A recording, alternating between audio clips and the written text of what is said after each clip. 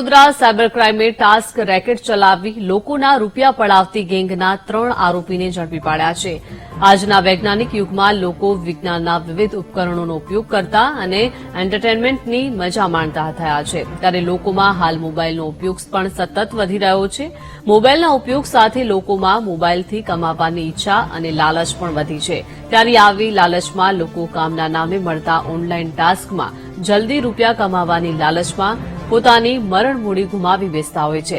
ત્યારે આવી જ ઘટના વડોદરા શહેરમાંથી સામે આવી છે, જેમાં એક વેપારીએ શરૂઆતમાં ટાસ્કના કામથી રૂપિયા મેળવી વધુ કમાવાની લાલચમાં આવતા 82.67 લાખ રૂપિયા ગુમાવવા પડ્યા છે.